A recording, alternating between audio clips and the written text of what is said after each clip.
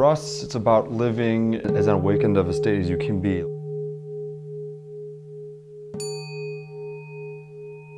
We really try to just throw ourselves into experience, become one with it, embrace it, and your life becomes more seamless, more effortless. You kind of go with the flow more.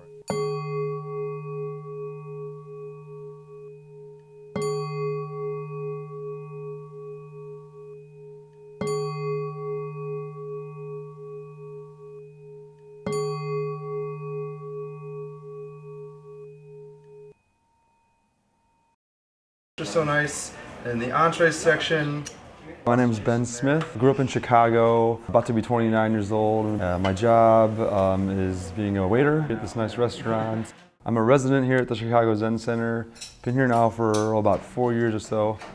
It's hard to tell a story about that on some level. I guess I just found that this is kind of just the way I roll. It's just kind of natural for me to fall into practice. You know, I was in college and I was kind of anxious, a little bit depressed, going through one of those whole what does it all mean kind of episodes.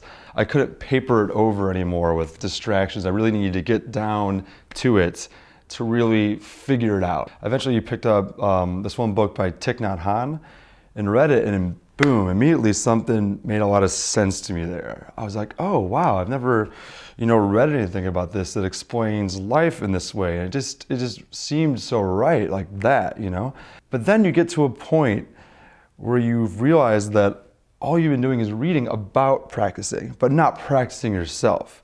And so there's always a point at which you have to just make that leap from ideas to reality, or from talking about it to actually doing it. The big leap is really making it to a center like this where there's a real practice. What we offer here is a place where people can practice Zen meditation. So this is very much an American form of Zen Buddhism. What I think is attractive is it doesn't require a lot of theory. What it does is require a commitment to practice, that one engage in meditation, and that's it. It's really, really simple. We are really short on theory. We don't talk a lot about this. I mean, if people have questions, we'll answer them. But at the end of the day, we always come back to the point of, we'll come and practice. We practice because we're looking for transformation. And so we can read 1,000 books and we can debate theory for the rest of our lives. That does not change our lives. Our practice in Japanese is called shikantaza. Just to let all that stuff, all that imaginary stuff, those stories and everything, just let that settle out. If you let that settle, it clarifies. I mean, you're able to see. That's the heart of Buddhist teaching, is how do we practice? How do we see the rise of our emotions, our senses, our skandhas, and how do we see them dissipate and move on? Zazen is enlightenment. It is our practice.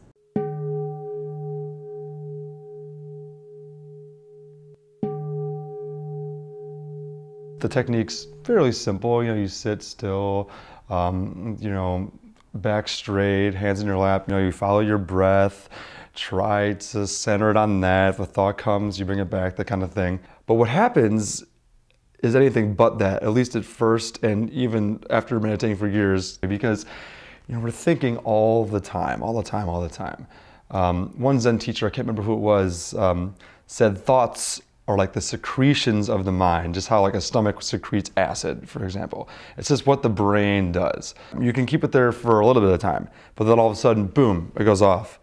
What you have to do is say, oh, I went off, bring it back to the breath. Slips away again, oh, bring it back. Slips away again, bring it back. And the mind can be very tricky. For example, you're sitting there and all of a sudden, wow, you're in a deep, nice, focused stage.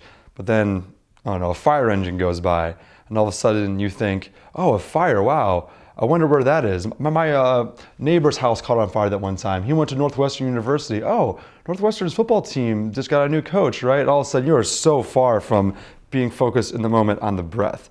And you don't even see this happening because you're so used to thinking that it just takes you on this ride,